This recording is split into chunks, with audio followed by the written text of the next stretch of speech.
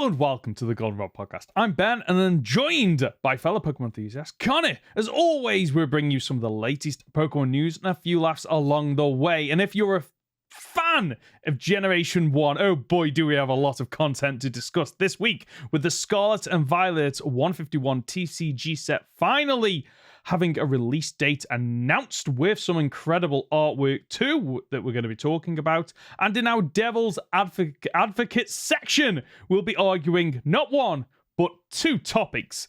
Generation 1 Pokemon are still the best, and Pokemon Let's Go is the best remake. As always, you can jump to a topic using the timestamps in the description below. Conor, how are we doing this week?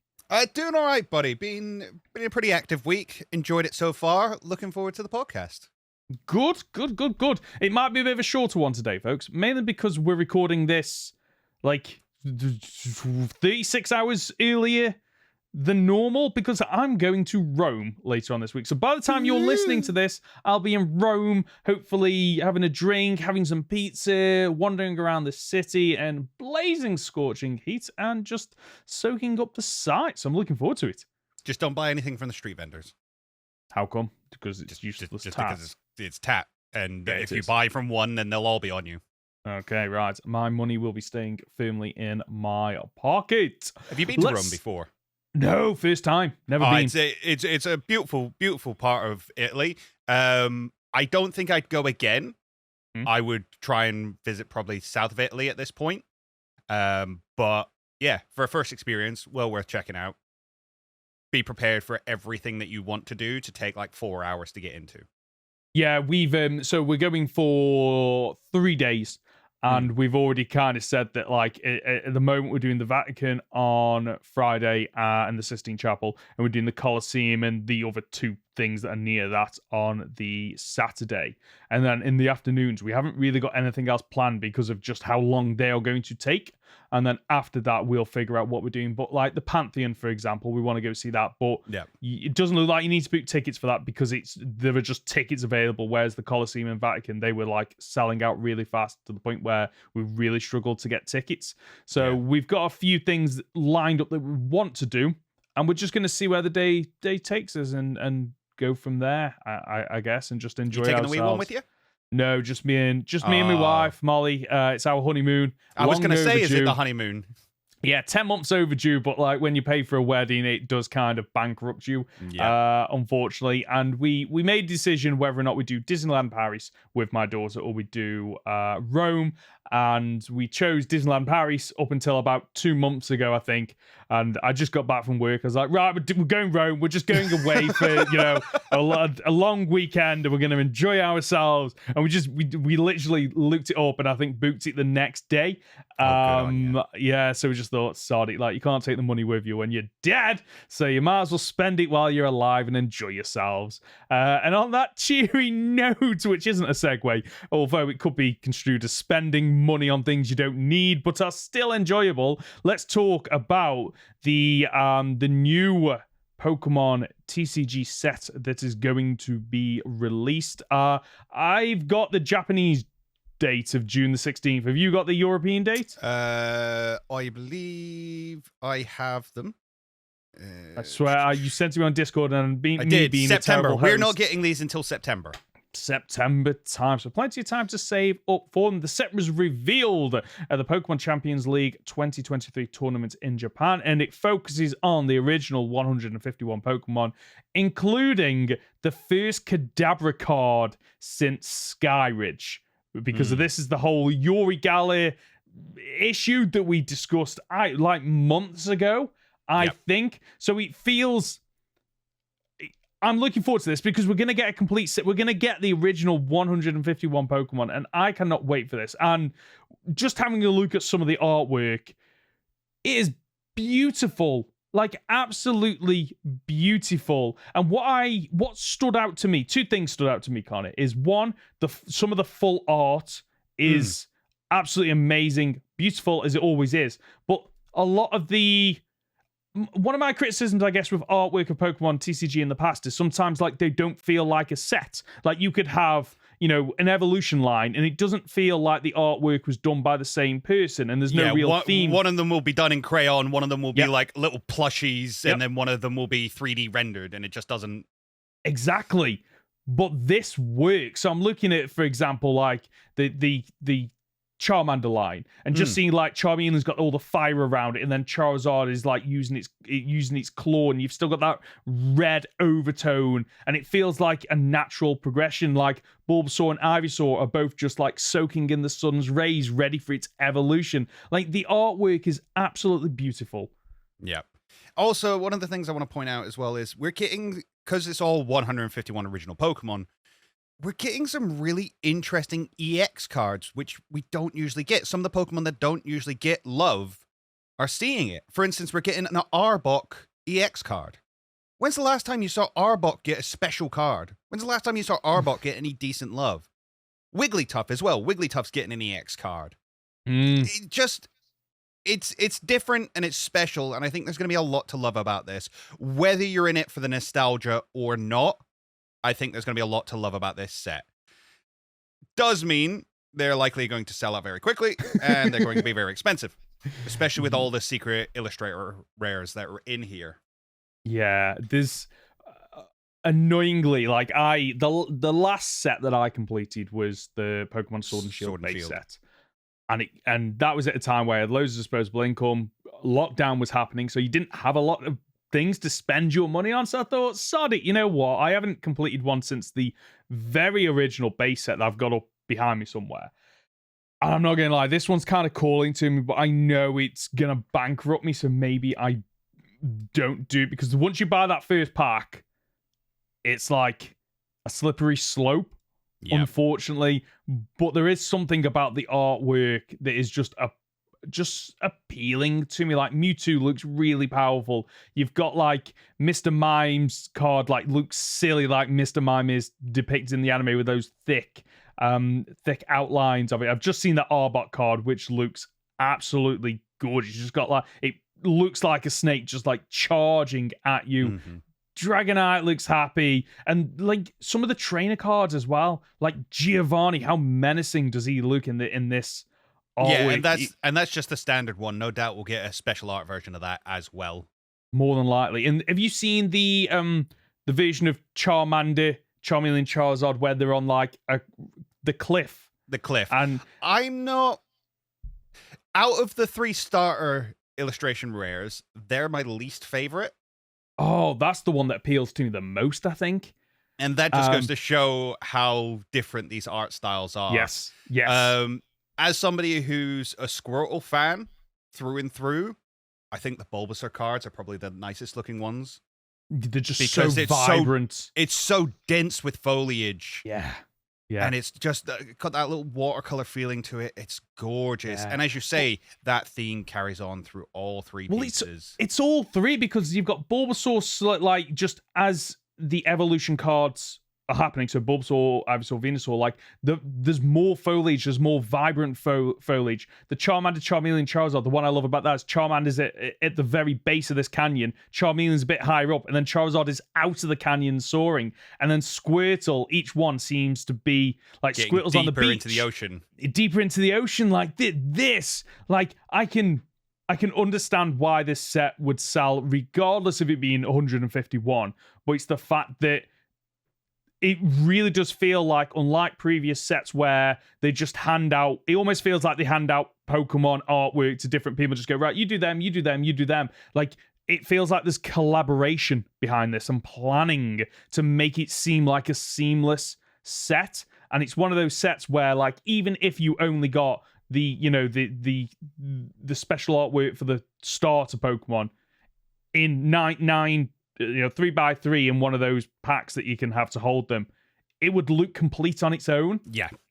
Like, and the thing is, they're going above and beyond with these cards as well. So I saw a video the other day, somebody got hold of the special illustration Mew. Yes. And so you'll be able to get that with the Ultra Premium Collection. We'll get it over here on October the 6th. 16 booster packs, 1 Mew EX illustration rare, 1 Mewtwo promo card, playmat, deck box, and coin. Wow. Might actually be worth it, considering that I saw a video of this card, and as you twisted it, the sun rose. No. The sun rises behind the house and all the light changes on the edging of the Pokemon and the buildings and stuff. Unbelievable, genuinely unbelievable artwork that they're doing here. Oh, do we know, and I'm trying to find this as I'm asking the question, how many cards there are going to be?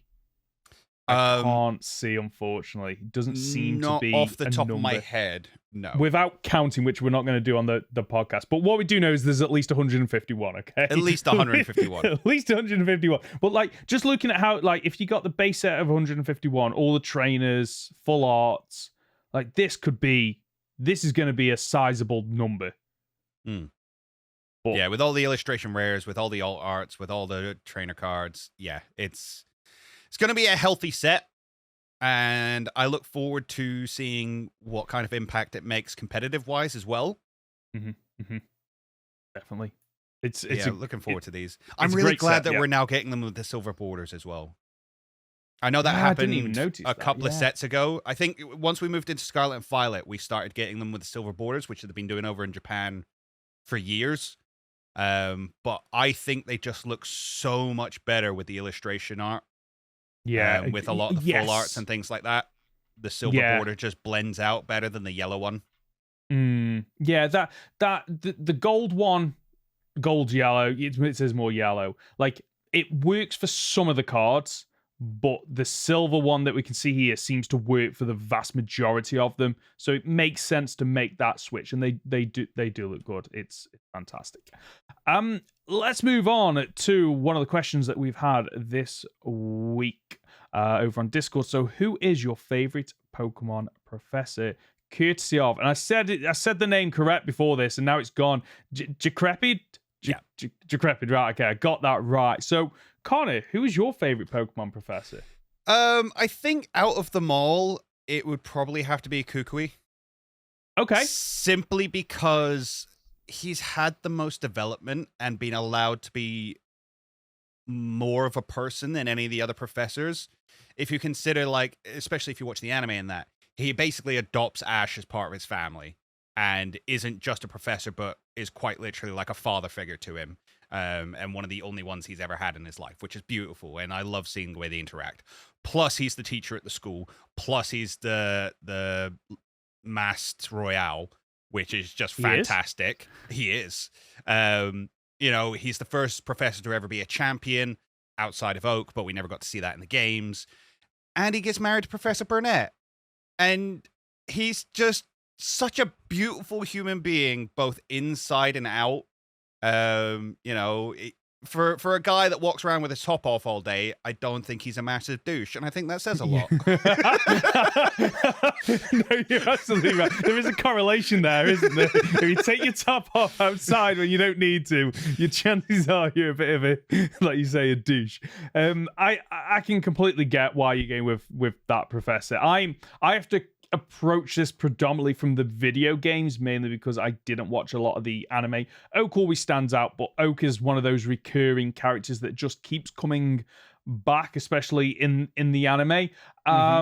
In terms of where I kind of have to go with this, I think there are a few that stand out to me. I quite enjoy Professor Sycamore, mainly because that hair is absolutely beautiful and his sense of style. Like, there is no professor that rocks the sense of style like him, I don't think. But it's the fact that he plays such a initial. He just kind of, he's there. He the impact. He has a massive impact in that game in X and Y, and then towards the end of the game you have to fight him, which I always do enjoy. But I think for me the answer, and I'm torn between Professor Lavington because he takes such a integral part of the story. So unlike Professor Birch, who you see at the start, he pops up later on, he's passing by to give you his phone number, and then you never hear from him again. It's pretty much non-existent. Like, Professor Lavington plays such an initial and crucial part of that story. And Professor Toro and Professor Sada also good mentions for me, mainly because, like, they are almost the driving force of Scarlet and Violet, even though you don't know that to start with. And the twist with them, and I think that's why I've got them up there, is because the twist at the end was something that I just did not see coming. So when it came around, and to this point, the professors have always been like the safe haven. They are always they play the same role. Hello, here are your starters. Here's your Pokedex. Go and enjoy yourself. I'm a good guy. Don't worry. Like, I will never backstab you. And then Professor Sada and Tora, and I know it's the AI, and it's not them in the end, but you kind of group them together because they have the appearance and the memories and programming. But it was just such a strong twist, which is why I put them up there as, oh, okay, that was a really, really well done experience at the end. So it's got to be between either Laverton or Sada and Tora, which, you know what? Like, it's quite interesting that we've picked out Pokemon from the latter half of the series. Well, I'm also going to give a shout out to two really good professors who maybe not my absolute favorites, but are strong, are there the whole way through the game, constantly popping up, constantly giving you advice, and are actually just really supportive characters. You know, you've got, what's the one in Gen 4? The old grumpy guy. Rowan, the old grumpy. That's how I see him. He's an old grumpy guy because he shows up, he gives you information, and tells you to do a thing. Yeah. Where unlike Juniper and Sonia, who just join you on your journey and like, hey, how's it going? Oh, you need some advice. Juniper, especially with Bianca and getting her through what she's going through, is so beautiful. And then Sonia is obviously off on her own journey, and you get to see her grow up into a professor as well. Yes. Great. Basically, all the professors are pretty awesome. They are awesome in their own ways. And like like the professors, like, we have to give credit to the evil teams. I think they never just recycle the same professor. They always, okay, how can we do a fresh take or a fresh spin on this? So, you know, credits to Game Freak for doing that with the professors. And like, I've just got all the images up, and you know what? Outside of the lab coats, they've all got their own distinct style. Like, none of them blend into another one. It is just, the designs are absolutely fantastic as well. Weakest? Would you argue? Which one would you say is the weakest? Almo Birch. And I'd probably lean towards Birch. And the reason why is because I think the disappointment with Birch is that he's literally the father of your rival. Your rival.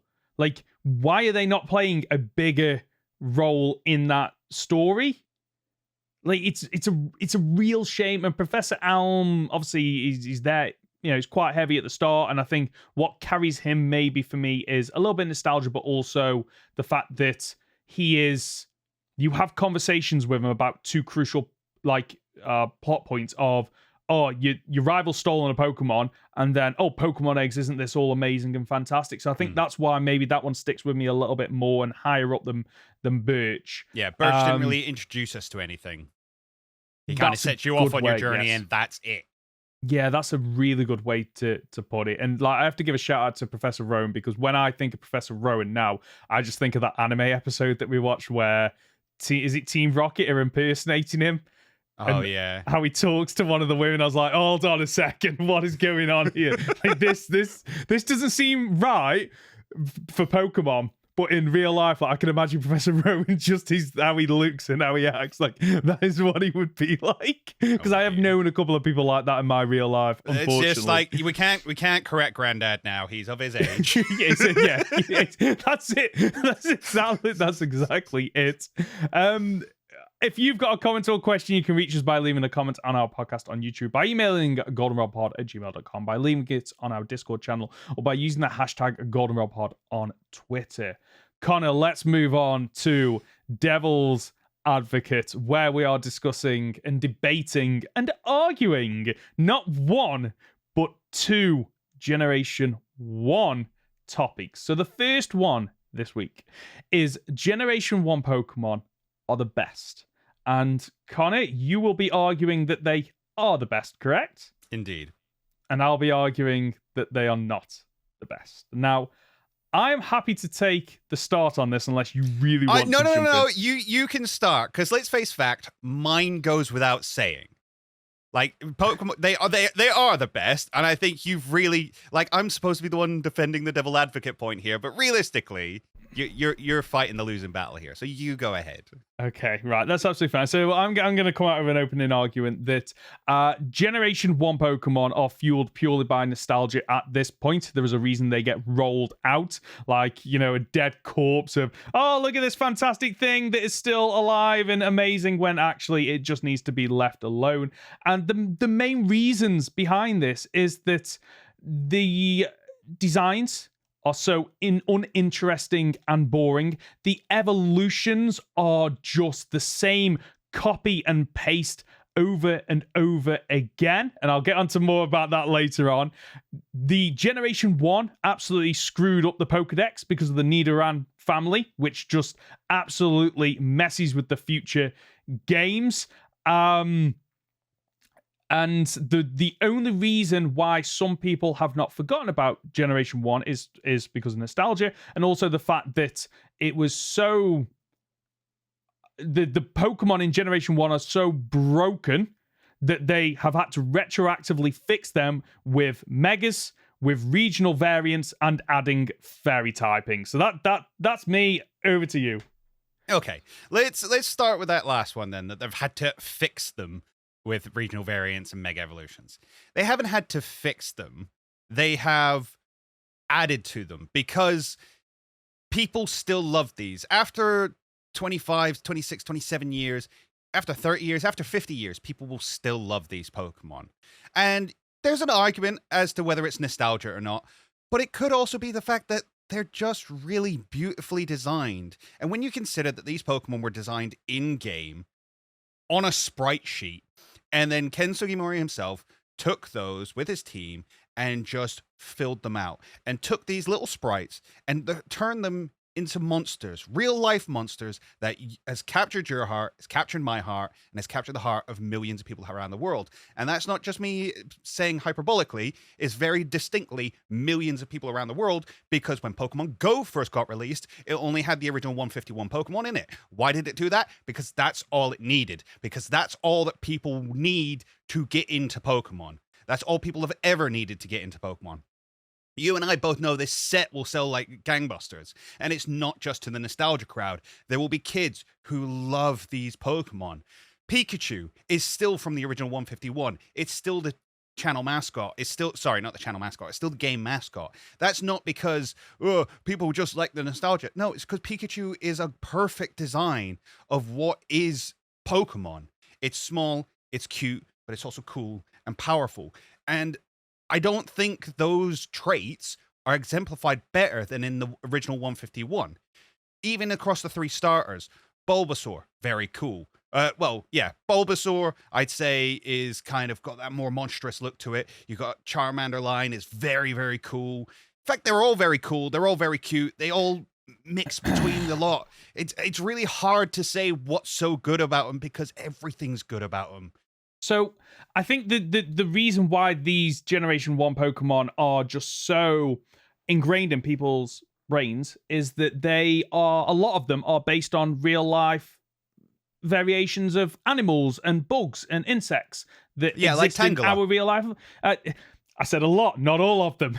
and that's part of the problem, is that they're just so uninteresting designs. The stars are all based on reptiles. There's nothing exciting or different about them. They are just you've taken... So there's nothing exciting about a turtle with cannons coming out of its back. I'm not saying that I didn't say the final evolutions, because they do take slight variations, which I do like. Because there's nothing cool about a dinosaur with a flower on its back that's slowly opening up as it evolves and becomes bigger and more powerful. Okay, Bulbasaur, Charmander, and Squirtle, they're the boring ones that I'm talking about. The ones that are just based on... I'm talking about Bulbasaur. Just real life issues. Bulbasaur's just boring. He's just green and uninteresting, and that derpy-looking smile and the boring eyes. Don't get me wrong, I'll give you credit that Ivysaur looks good, Charmeleon looks good, and Wartortle look good. But then, unfortunately, the evolutions are broken in terms of design. Like, Bulbasaur line, I'll grant you, the evolution makes sense between each one. It does make sense. But the jump between Charmeleon and Charizard and the jump between Wartortle and Blastoise, features just get lost for whatever reason. Because it's almost like they didn't plan it out properly when they were designing these Pokemon and just going, okay, right, let's just these two just don't look similar to one another, but let's just like throw them together, like Magikarp and Gyarados, Dragonair and Dragonite. It just speaks to a lack of continuity and fluidity flowing through these designs and these Pokemon, unfortunately. And there are so many uninteresting designs. Like, okay, Diglett. Okay, right, we need an evolution of Diglett. Well, let's just add more of them. Okay. Magnemite. Okay, we need to add more. Let's just add more Magnemites to it. Coughing. Oh, let's just add an extra Coughing. Oh, Doduo. Let's just give it an extra egg. Poliwrath is just a juiced up Poliwhirl. For whatever reason, I've got a good one here. So, Mankey evolves, loses the tail. Kadabra evolves, loses the tail. Slowpoke evolves, almost loses the tail. Someone in that design team did not like tails on these Pokemon. Voltorb. Oh, what can we do for a fantastic evolution on that? In this game, there are Great Balls and Ultra Balls. No, let's just flip it upside down and make it slightly bigger. Like, so many of these designs could have been absolutely amazing, and they're just meh. Which is why when you are right, they released the 151 Pokemon as the TCG cards that are coming out, Pokemon Go that are coming out, because unfortunately, half of them people just do not care about. Whose favorite Pokemon is Doduo? Whose favorite Pokemon is Coughing? Whose favorite Pokemon is Ekans, Pidgey? Like, a lot of these boring designs, like, the prompt is they are the best. Unfortunately, a lot of them are not the best. It is carried by a handful of really good Pokemon, whereas so many of them are either boring, uninteresting designs, terrible evolutions, or typings that just broke Generation 1 and just repeating the same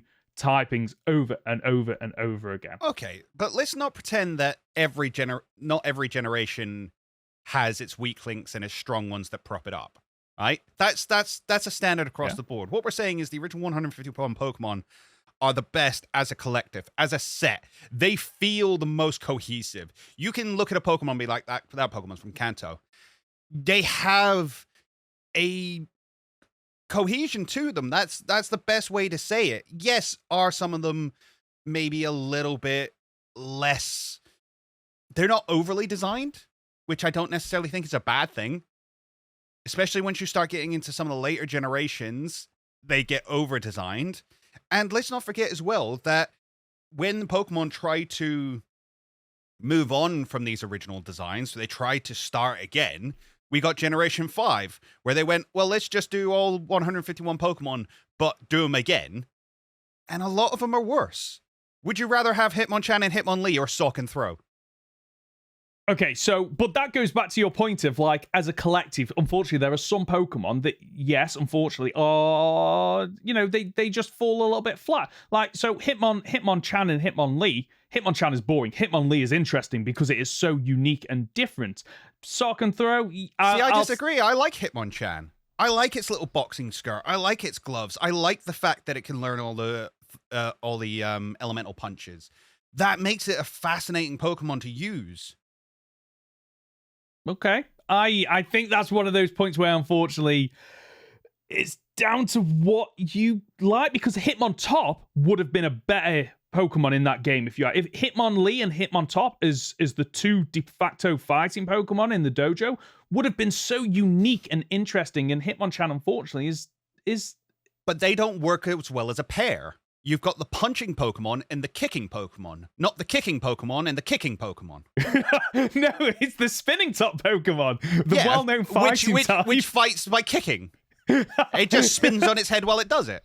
True. Like, don't get me wrong, I love Hitmontop. I think the Capoeira thing is great. I don't think Hitmontop really belongs within that line, but it's fine.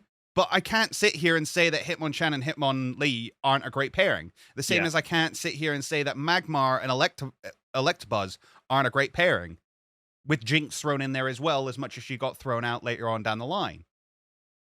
So, just to go back to your Generation 5 thing, I personally think that Generation 5 did what Generation 1 couldn't, in terms of really unique and interesting designs. Let's not forget that Generation 5, for those that don't know, people, is that before the Elite Four, you cannot encounter any past Pokemon. It is completely new Pokemon on Pokedex. And that is why Generation 5 is held in such high regard, because you were forced to get I saw your face then. You were forced to catch and use these Pokemon that you'd never seen or had before. And some of the designs, like, they did what Generation 1 didn't. Generation 1 took, okay, let's take a bird and okay, it's a bird. Like, they didn't really adapt them to, okay, let's take real life creatures and make them magical. Let's make them really stand out. Like, you look at some of the designs in Generation 5 that are so bizarre and unique, and sometimes it's a swing and a miss, but I'd rather have a swing and a miss than just boring designs. So like Sigilyph, Yamask. Well, hang on. No. Let's do the direct comparison then. So you'd rather have Patrat. You'd rather have Patrat than Rattata. Okay, I'm sorry. I'm scrolling up it. Yeah. Okay, Patrat. No, Patrat's boring. But what? Okay. Would you rather have? Would you rather have Purloin or Meowth? I'd rather have Purloin.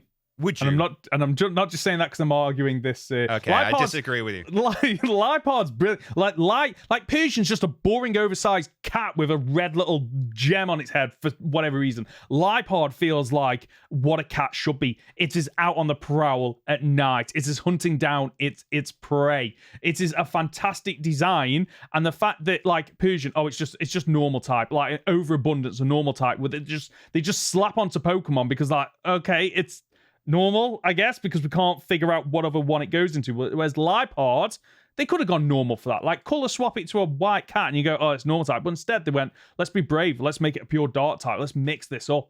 But there's a level of... Do you know the concept of, like, the neutral mask? No, I don't. So it's a concept within film and theater. So the neutral mask is a character who doesn't really have much of a personality, doesn't really... express much. They stay neutral most of the way through it. Think Bella Swan from Twilight. You're not supposed to think of her as a character. You're supposed to think of her as you. You're supposed to input your own thoughts and feelings onto them. Oh, so it's like the silent protagonist in video games. Same kind of principle, yeah. And that's what the original 151 do. Sure, you can sit here and go, oh, Lipard looks like it skulks around more and it's part of the night and things like that. Sure, a Persian could be that, or it could be a house cat, or it could be the pet of a mafia boss, or it could just be something that goes around and collects gems. Your Persian can be your Persian, however you want it to be. And as Pokemon has developed and they've become more overly designed, it's a lot harder to feel that attachment to them, to have that level of, no, this is my Pokemon that behaves this way. They even had to start giving them natures to be like, this one's sassy. Nothing about this Pokemon looks sassy. But you could put all of those natures on every single one of the original 151, and you could be like, yeah, I could see it. I could see it. Okay. Fair enough. Are we going to go through the rest of these Pokemon from Generation 1 to Gen 5 comparison? I mean, let's just go Unpheasant to Pidgeot. Never happening. You're never winning that one. Unpheasant is way winning that fight. You're not. Nobody likes Unpheasant. Nobody likes Unpheasant. And you know what? That is, I'm sorry, but if you prefer Pidgeot, which is just like, it's a bigger bird with longer hair, like Unpheasant's design, the beautiful mask that it has that flows down, that beautiful green that it has that just like makes it stand out. I'm sorry, are you looking at the male one? Let's not forget that the female one exists. No, we're not talking about that. No, let's not forget that the female one exists. But for whatever reason, they're not different evolutions like the Nidoran line, for whatever reason, like Nidoqueen and Nidoking, like... Well, that's to do with breeding more than anything. But they can't breed! Exactly, which is why they can't possibly be the same species. That's why they can't be classified as the same species. Come on. Fair point. Right, okay. Zebstrika versus Rapidash. Zebstrika every time. Rapidash is boring, and the only reason they gave it a Galarian version is because like it made it 100 times cooler. And I know you agree with me. No, it didn't. No. Okay, Galarian Ponyta, there's an argument there for. The My Little Pony thing, I actually love it. Yeah. Galarian Rapidash is ugly as sin. No, it's beautiful. I love it. No, it is not. It's horrific. All right. Rapidash is stunning. It's majestic. Again, it's all in the simplicity of the design. Your brain does the rest of the work for you. Okay. Gigalith versus Golem. Roggenrola versus Geodude. Gigalith. And this is part of the problem, is that Geodude Graveler makes sense as an evolution. Golem doesn't. It sticks out like a sore thumb. Machamp kind of works. Alakazam kind of works. I still like the idea that because they're both trade evolutions, you're supposed to trade Graveler with Machoke, and then Machamp gets the arms in Graveler. Completely on board with that. Except for no point in Generation 1 is that explained or hinted at. It's left to your imagination. No, but in Generation 5, what did they do? They gave us a trade evolution that could only be done between those two Pokemon. Once they had the know-how to do it, they implemented it. Which was in Generation 5, which is the best gen Pokemon. Anyway, Gigalith's design is so strong. It's so striking, and it feels like what I love about the designs of Generation 5 is that Roggenrola, Boldore, and Gigalith, they feel like a natural conclusion of where that evolution line would go, opposed to Geodude, Graveler, and Golem. Unfortunately, the gap between Graveler and Geodude is just completely different, and Geodude and Graveler just feels a little bit uninspiring. It's suddenly got an extra pair of arms and legs, whereas Boldore's design completely shifts. Pokemon, isn't that part of the mystery of what's that Pokemon? Where does it come from? I don't know it. Oh, it evolves from Graveler? I'd have never thought it evolved from Graveler. Looking at it, that's so cool. But the problem with that is that, in the game, you there's no support or help to get you to that stage. Like, if you look, yes, you would find it cool going, oh, right, this Pokemon evolves from that Pokemon. I would never have guessed that. And that's part of the problem, is that it's not, the design just doesn't flow, whereas Roggenrola, Boldore, and Gigalith, like, if you haven't caught Roggenrola and Boldore, but you've got them in the Pokedex, and then you come across a trainer using Gigalith, straight away you know, that's an evolution of the previous two Pokemon I've seen, because there's natural... it flows just naturally, like Woobat and actually that's a terrible example. Moving on, like Woobat and Swoobat, go on. Tell me they're better than Golbat and Zubat. They just look like they're evolutions of one another, but that was going to be a bad example because I was going to compare it to the Lightwise in Gen 1, Zubat and Golbat, where it is obvious that those two evolve into one another. So Drillbur Excadrill, that's clearly your Rhyhorn Rhydon. Honestly, I think they're both very, very strong designs. Drillbur and Excadrill. Drillbur, Excadrill, Rhyhorn, Rhydon. I think they're very strong designs across the board. Agreed. Audino, I'll take Chansey. Audino is boring.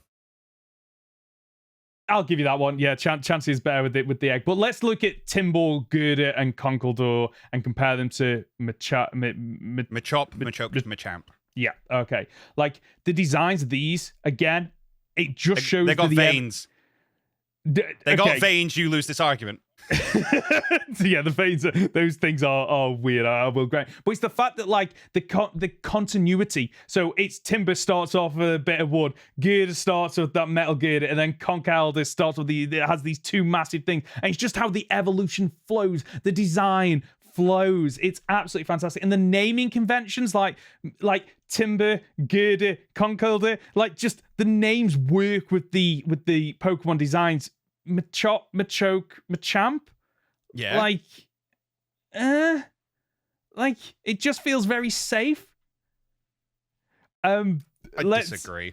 And I think the fact that they quite clearly progress in their fighting skill and notoriety by getting bigger belts as they go on. Come on, that's really cool. Rather than, I'm in bigger part of construction now. I'd lift the heavy stuff. Oh. It feels like, should we wrap up this one? Because I think... Well, hang on. We need to wrap up with Poliwag, Tympole to Poliwrath, Seismitoad. Okay. And the reason I want to finish here is because you've got a winning argument. Tympole looks horrible. Palpitoad looks horrible. Seismitoad looks a little bit gross, but I can see why you'd like it. Okay? Mm-hmm. All of the Poliwag line are strong. Poliwag is Ken Sugimori's favorite Pokemon. And I think after all these generations, if the man who has designed, or has at least overlooked the design for every single one of these, is like, no, that Pokemon right there captures everything I love about Pokemon, I think that's all that needs to be said. Is he still working for Pokemon, by the way? I believe so. I think he's kind of handed off the reins of the artwork now, but because he was forced out jump before you fired. No, because of how bad it was. No, don't you dare! That's not even argumentative. That's just wrong. Okay, I can. One last thing as well. Go on. Tell me one bad thing about Mewtwo. Tell me one bad thing you've ever heard about Mewtwo. Nobody has a bad thing to say about Mewtwo because it's a really cool design and a perfect legendary Pokemon. Very, very good. However, the Three Birds Moltres is absolutely shocking and just boring and underrated. Whereas when you compare them to some of the more powerful Pokemon in Gen 5, like, the Genie oh yeah, trio, the Swords of Justice. The Swords of Justice, brilliant designs, brilliant designs. Anyway, let's do closing arguments because that Mewtwo one is a really strong one. Let's do closing arguments. Conor, do you want to go first? Yeah, I'll say it again. They are cohesive. They are nostalgic for a reason. It's not that we look back on them and go, oh yeah, I remember liking that as a kid. We look at them and go, I still like that now. Pokemon, that is the potential of Pokemon, to capture your heart as a child and to keep hold of it forever.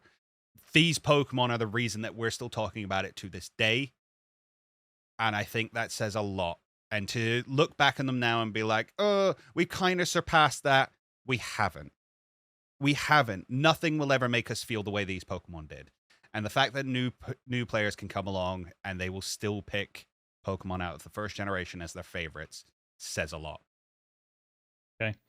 I think for me, unfortunately, the closing argument that they aren't the best, unfortunately. There's a handful of amazing Pokemon in Generation 1, I will granted, but the vast majority of them are boring, dull, uninterested, that have only been improved upon by variation and changes introduced in later generations. So you can't count them as part of this argument, I don't feel. And there is a reason why so many of the Mega Evolutions regional designs and additions that we've had in later games are better than the originals, because the originals were so dull, boring, and unfortunately uninteresting. And they played it safe with so many of the designs in Generation 1, whereas later generations have, for better or worse, taken massive swings in terms of let's really change the design so they are more magical rather than just, variations on what we've currently got in the real world. And we'll close the argument there because that was a difficult one to argue. It was. As always, guys, the answer is somewhere in the middle. Yes, agreed. Yeah, there is no right or wrong. There is, like you say, Conor, there's some things that you said and some things that I said that gave the perfect, theory video or essay video, whatever you want. But as always, though, who did win? Let us know. Let us know. We want to know who won. But let's move on to the next topic, which is Pokemon Let's Go is the best remake. Now, I'm defending this and saying it is the best remake, mainly because I've played it through to completion twice now. Once alone and once with my daughter as a dual player. Whereas Conor, you've played it, haven't you? I've played it, but not all the way through. Mm-hmm. I kind of jumped on it as a second player for someone else as they were playing through it for the first time. Okay. Do you want me to go first this time? Yeah, you can do. Okay, right. I have zero notes on this, so I'm just going to wing it and hopefully win. So, there is a reason why when the Nintendo Switch came out, the first announced Pokemon game was a remake of Generation 1. It is held in such high regard with players. It is the perfect Pokemon experience of traveling through the Kanto region. There is a reason why, looking back on the mess that has been, Scarlet and Violet and Legends Arceus in terms of just graphical issues and performance issues, that Let's Go is held up in terms of just the stability of that game. The fact that it's perfected the chibi style sprite that they've tried to move away from and unfortunately failed multiple times. And the more they go to realistic graphics, the worse it becomes, because Let's Go nailed that design in terms of how it looks, how it functions, how it actually does something that the later generations doesn't do, and gives some personality to Pokemon, whether or not they are running off to get berries from some of the bushes, whether or not they're the ride-on Pokemon. So in terms of, rolling on Electrode, you're inside Kangaskhan's pouch, you're riding on Charizard's back and soaring into the sky. Mechanics that unfortunately, were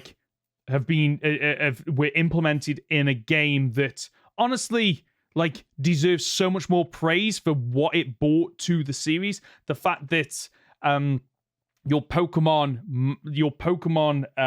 starter that you have is such an integral part of that, and has more cutscenes and character than any other starter inside of the Pokemon franchise, outside of potentially Pikachu in Generation 1 in Pokemon Yellow.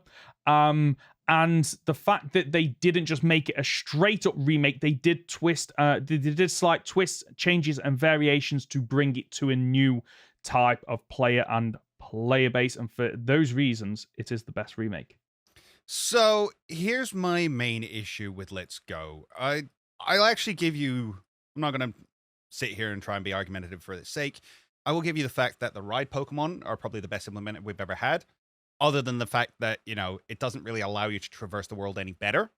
It just allows you to do it with a different Pokemon. But as somebody who will sit here and argue that Heart Gold and Soul Silver should be held aloft for introducing Pokemon walking with you, I get it. Absolutely fine.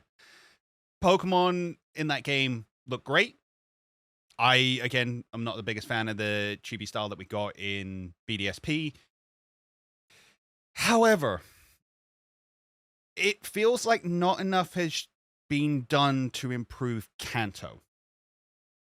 Not enough has been done to change up the story you go on, the journey you take. It's very safe. They changed up the mechanic of the catching, and that's kind of it. And that's not really enough for me. Sure, you lose the HMs and your body does them now instead. All right, that's a nice little change of life. But it's so heavy on this new mechanic that it almost doesn't feel like Pokemon. And again, this is coming from someone who loves Legends Arceus. But I'm not going to sit here and say, oh, if you want to play through Diamond and Pearl, you should play Legends Arceus. Because that's a bad argument. Legends Arceus is its own game and should be held up as such. Let's Go isn't a good remake of Gen 1. Because Gen 1 has a good remake. It's Fire Red, Leaf Green. Let's Go has to kind of be its own thing. And there's a reason people like me haven't touched it. Because it's not my Pokemon. And it's really easy. It is quite simply baby's first Pokemon. And I still wouldn't even necessarily recommend it as such, because I don't think it gives people the right experience or the right expectations for Pokemon going forward. I have no issue with an easy game. X and Y are easy games, and I will always suggest if somebody's going to start out on Pokemon, go to X and Y. That's a great place to start. You get an experience of what the story are like, what the Pokemon mechanics do, and how the game feels. You don't get any of that in Let's Go. Sure, there's some stuff introduced there that get carried over. As I say, ride Pokemon are one thing, but it's just, there's not enough meat on it. There's not enough new. There's not enough to whet my appetite to make me want to go and play it. Okay. So, yeah. Okay, right, okay. I will start this, and this isn't an argument for me, but it's definitely not the worst remake, because the worst remake is BDSP, okay? That's absolutely fair, but we're not saying it's the best. No, agreed. But the argument I needed that there to kind of build on this next point is that for me, a remake should always build and adapt and change and improve. Okay, BDSP is the worst for most people for that exact reason, where they didn't change, they didn't improve, they didn't adapt. And the reason this is the best remake, in my opinion, is because they looked at the market of, wow, Pokemon Go is just absolutely out there. So how do we bring Generation 1 to a new subset of players that have potentially never touched Pokemon before? And how do you do that? And unfortunately, like, yes, you X and Y, like, I agree on your point that, like, for a first-time player, like, X and Y is probably the one that you probably want to drop them in because it is relatively easy, but it still maintains the high quality. Like, I have a lot of nostalgia for X and Y because it's the game I came back with, and it's a fantastic game. But if someone had only ever played Pokemon Go, I wouldn't say go to X and Y, because they'd land in that and go, oh, okay, the catching mechanic of Pokemon is very different to what I've experienced. Whereas Let's Go is the perfect bridge, because you have the catching mechanic of Pokemon Go that people are used to in terms of berries, throwing the Pokeball as well, which I believe is handled better than the mobile experience, where it is literally just circle, throw. Like, there's more nuance and challenging catching Pokemon in Let's Go. But it's still got the battle mechanics of the mainline series, which Pokemon Go which is one of Pokemon Go's biggest failings, where you just tap. This is the perfect bridge for, okay, I'm looking for a way to get into Pokemon as a Pokemon Go player, and this is the one that I can get into. And what I love about that is that as a remake, they've gone, how do we adapt this to new players and a new fan base? Yeah, makes sense. It's a valid argument if you're talking about bringing on players from Pokemon Go. Because to be honest with you, I was looking at it as, I'm a fan of Pokemon Fire Red, Leaf Green, or I'm a fan of Pokemon Red and Blue, and I want that experience again in a new way, which is how I always view remakes. Sure, some of it should be bringing on new players, but again, if you're going to onboard new players to the mainline experience, it should be a mainline experience. If it's a game you're looking to bring people on with. So as far as remakes can go, I think Heart Gold, Soul Silver are some of the best. And I think ORAS has its place up there. And ORAS actually stands out to me as where they went, this is a Gen 6 game. Let's give it Gen 6 mechanics. Let's go ahead and bring in Mega Evolutions. Let's go ahead and bring these things in. Why are there no Z moves? Why are there no Z moves in Kanto? Why can you only get the Alolan forms by trading in? Why aren't they in the game? If we're going to do Kanto now, give me the stuff that's there now. Give me the things I couldn't have in the original Red and Blue if I'm going to be buying a new game now. Change up the story. Make it more modern. Make it feel like it deserves a place on my shelf at this point in time. But ORAS, unfortunately, like, yes, you are right. They, like, granted, ORAS is a fantastic example of a Pokemon game remake. Like, there was a reason it is held up to such a high standard now, deservedly so. Okay, because it did bring it to Generation 3 and went, Generation 3 in Generation 6, the perfect amalgamation of the two things. And Let's Go did that as well. It has Mega Evolutions in that. You are able to bring in a Alolan. It has more tie-ins to the mainline Pokemon games. The mainline Pokemon games do, outside of, here's a character from this other region who, like, says 2 lines of dialogue, and okay, that's it. Like, in the main story.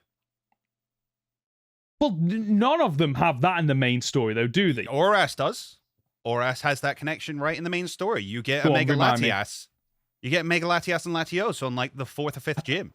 Okay, right. That's tying in with mechanics. The whole story is about the upgrading from Groudon and Kyogre just being Groudon and Kyogre to taking the primal form. It's same but different. And yeah. I don't know if Pokemon or Let's Go kind of try to do different but same. If that makes sense, they tried to go, it's a different game, but we're going to slather Gen 1 over the top of it and pretend that it's not.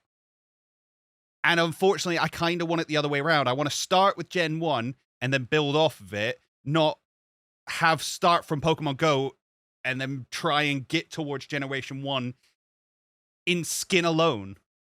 See, I think it's more than just skin, unfortunately. Like, it is, for me, like, it's predominantly Generation 1 with Pokemon Go catching mechanics. It's not Pokemon Go with Generation 1 overlay. That is the difference. It is predominantly Generation 1, which is why it is a remake, because it is predominantly, you are exploring Kanto, and it is the Kanto experience that you love, with the additions of all these extra features from other Pokemon games, such as Megas, returning characters from other games.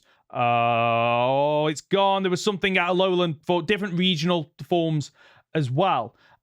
But it's just, there are slight nuances and differences in terms of the story that are surprising for people that are playing it. It's a new way to experience Blue as a character, because he's a returning character in a different way. It's a new way to experience Giovanni, who has extra and new lines of dialogue that he doesn't get in the original. It is a Generation 1 remake, but like all good remakes, it brings with it a wealth of quality of life features, new features that aren't in previous games, that are then rolled out to later generations because of how successful they are. And it's bought on, a Switch, which is fantastic, that you don't get with the other ones, where it's always, it's handheld and the graphics might not hold up, unfortunately. And being able to play, you struggle to play outside of, okay, I'm going to go and buy a 3DS for I don't know how much and try and track down a game, which is 50, 60 odd pound. Whereas Let's Go, you can go out and play it right now easily, whereas you can't with the earlier remakes. Does it have the Sevi Islands? No. So we're already taking out really cool additions to Kanto. And this is what I mean. It's all right saying these things are in there, but none of them are integrated. None of them are actually part of the game. They're just there for competitive later on, which, by the way, nobody played competitive in Let's Go. Because why would you? No, you are right. No one played competitive in Let's Go. But that's not who it was aimed at. I don't think. And like the Sevi Islands, for me, like, yes, they were included in Fire Red and Leaf Green, but to me, like, they were included, but you didn't have to do them. It was like, oh, you're going to go to an island, and okay, you can do all this if you want. And everyone just went, no, I'm going to go back to Cinnabar and continue the story. So you didn't use it to hunt down Moltres. You didn't use it to hunt down the Reggies, which is a brilliant tie-in to Generation 3, by the way, with the dotted hole and all the Reggie hunt and stuff in the Sevi Islands. Very, very cool. Again, making it feel like it's part of the generation it's being released in. There's not enough connection to Alola. So, yeah. So for me, it's almost like the remakes, the other remakes. Okay, so Heart Gold, Soul Silver, BDSP, Fire Red, Leaf Green, Oras. Like, they are aimed at, you've played this experience before, have at it again. Whereas Let's Go isn't. It is aimed predominantly at new players. And that's the difference between the two, and why I can forgive some of the, taking out the Sevi Islands. Because while they have taken out a couple of things, what they've thrown in is so much more, which, unfortunately, outside of maybe Oras, isn't the case, where a lot of the remakes don't really bring in as much as they take out, unfortunately. No. Compared to the addition, the addition that sits alongside them, if that makes sense. So, like, Oras sits along X and Y, Hot Gold, Soul Silver sits along Diamond and Pearl, and unfortunately, a lot of the remakes take out more than they put in from their respective partner. Okay, fair enough. But you're only ever going to play your first Pokemon game the first time once. Mm-hmm. With all those other remakes, are they the best introduction to this franchise? Maybe not. There's somebody's first one, and we've all had our first Pokemon game and been confused to hell and worked it out as we went along. Never forget. That's fine. Yeah. Let's Go always feels like it's the first time you're playing through the game, because it tries to hold your hand so heavily that you can't really play it the way you want to play it. Go up to the first gym without a grass type, you're not allowed in. There's so many restrictions on, oh no, you need to go make sure you have an easier time with this. Oh no, we need to make sure you win this. Oh, come on. The game's getting a little bit hard now. We better tell you how to beat it. Come on. We did this as kids. We shouldn't be like mollycoddling these new players the way that this game does. Okay. I feel like it's a good point to have closing arguments. My closing arguments are basically there are obviously better remakes. I think Oras is possibly one of the best remakes ever. I will stand by Heart Gold Soul Silver, but that's nostalgia speaking more than anything, and Johto's my favorite region. But Oras, as I say, implemented the generation it was in better than Let's Go does. It has more of a reason for existing than Let's Go does. We've had Kanto many, many times before, and I think Fire Red Leaf Green is still the best way to play through Kanto if you're going to do it. The new mechanics are too different and took away too much from the true Pokemon experience. Yeah. Okay. I do believe Let's Go is the best remake because it brought along so many quality of life remakes that were sorely needed that aren't available in Fire Red and Leaf Green. It's like all the best remakes in this series and games in general take what is currently there and adapt and build on it to improve it, to deliver it to a new player base, to bring them into the fold and encourage them then to continue to evolve alongside the series and find ways to play that series and enjoy that series and continue with the company on its journey of releasing these games. And I think there's a reason why people are so frustrated with the later Pokemon generations because the first Pokemon game that came out on the Switch did it so well in so many ways. So yeah, that's it. But just like let us know who you think won down below. But I will admit that Oras is the de facto best remake. Yeah, I'd argue it. Yeah, there's a reason why Oras is held up in such high stands and why people still play it to this day.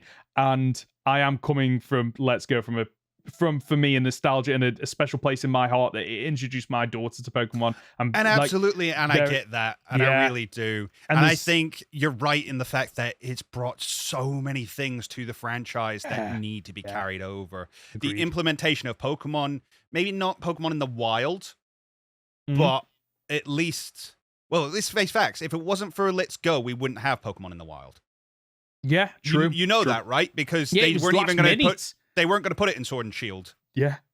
Because it was just that Let's Go was so popular with it that they were like, all right, we need to throw that in Sword and Shield now. So I love that. I love that so much. I kind of wish it wasn't their first attempt on the Switch, but I also get that they kind of went, let's start with something we know. Easy. Yeah. And take baby steps in. But yeah, I think the graphics will hold up for longer than any of the others. I think it's got that Wind Waker feel to it, where people maybe didn't like it so much at the time, but as the years go on, it will hold up better than a lot of the others. Agreed. I very much maintain if you have a child in your family and you want to introduce them to Pokemon, like this is a really good one to do it in because of the 2-player aspect. Because you can do it with them. Yeah, you can do it with them. Like it is a really good game. I will admit I have no drive to go back and play Pokemon Let's Go, but if they brought out a new one, like me and my daughter would sit down and play it because I believe there is a player base for Pokemon Let's Go where they will go, that is a really good Pokemon game. It's the only real 2-player experience of Pokemon. I mean, yes, Scarlet and Violet do have multiplayer, but it's not implemented really. Not badly. In the same way. No, agreed. Yes, agreed. You can't play the story together.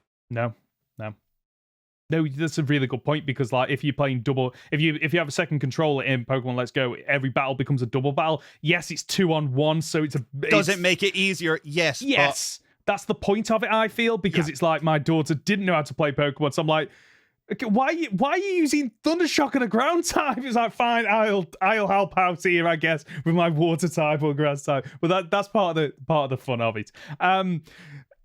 As always, let us know who you thought won. If you've got something controversial or topical that you want us to discuss, let us know. The ways to get in contact with us are in the description down below. Conor, are you up for playing a game? Yeah, let's do it. Perfect. In front of me, I have 3 Pokemon with 3 Pokedex entries each, but can Conor spot the fake entry? We've got a theme going on here. They're all Pokemon from the original Generation 1. So we're starting this week with Wigglytuff. Entry number 1. As it inhales, it expands and expands and expands. Wigglytuff competes to see which one can inflate the most. Entry number 2. When it gets angry, it inhales with all its might and its body gradually inflates. Sometimes they can grow 20 times larger. And the final entry. In battle, it inflates itself to try and intimidate its opponents, which leaves it feeling quite exhausted.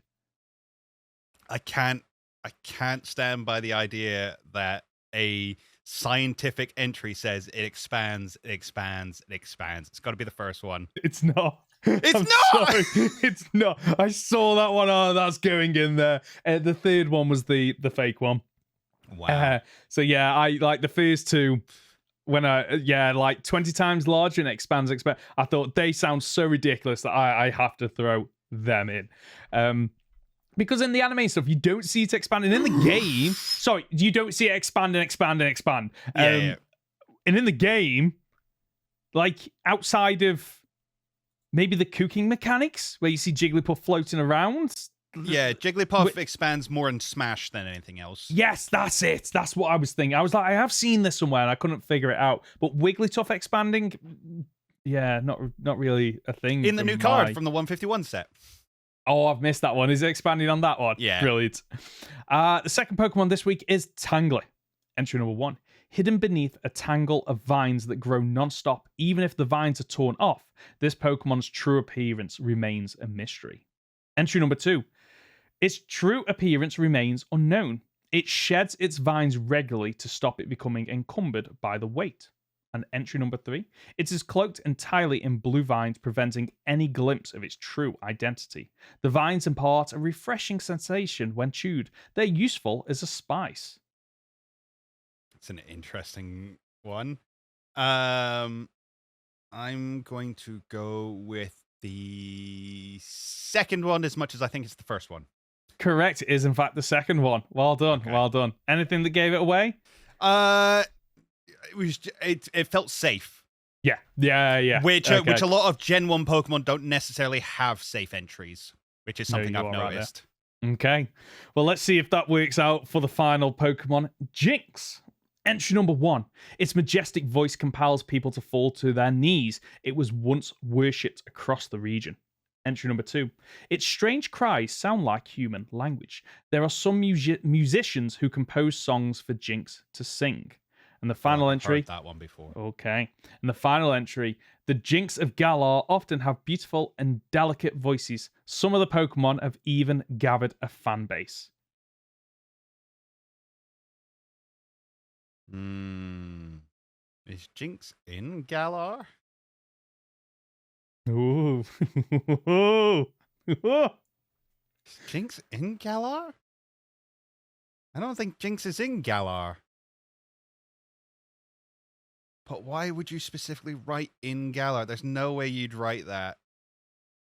There's no way. I'm going to go with the first one. Oh, well done. You got it. Oh, no. I honestly, that's infuriating. Yes, Jinx are in Galar, but they are in the DLC, I believe. I was going to say which is Tundra. Yeah, which is where I pulled that one from. And I thought that the first one sounded that out there that you'd go, oh no, that's definitely a Gen 1, maybe Gen 2. It sounded real. Honestly, that was Process of Elimination. As I say, I think I've read that second one before. Yeah. And the third one, I was like, he wouldn't write in Galar. I just don't see it. Because it is rare that you get the name of the region in a Pokedex entry. Like the one that seems to have it the most is Legends Arceus, which kind of makes sense because there's 2. In Hisui, we find da-da-da-da-da. Yeah. Exactly. Just want to do a quick plug that as of today over on YouTube, releasing episode 1 of the Pokemon Emerald Crest series, where me and 2 other YouTubers are racing to complete Emerald Crest, which brings along a load of new additions, including wild bosses, fairy Pokemon, physical special split, like loads of fun having while I've been recording that. So check it out if you want. And that's the show for this week. If you've gotten this far, you're just top dollar, aren't you? Conor, where can we find you? You can find me on my YouTube channel at Captain Fidget or on Twitter at CapFidget. And I'm Ben. You can find me as Professor Hoenn Gaming on YouTube and Professor Hoenn on Twitter. As for the Goldenrod Podcast, you can find us on the usual platforms. Search for Goldenrod Podcast on YouTube or on your usual podcast app. Leave a like on YouTube or a 5-star review if you're listening as a podcast. We'll be back next Friday for another week of Pokemon podcast content. See ya! Stopped recording for some reason.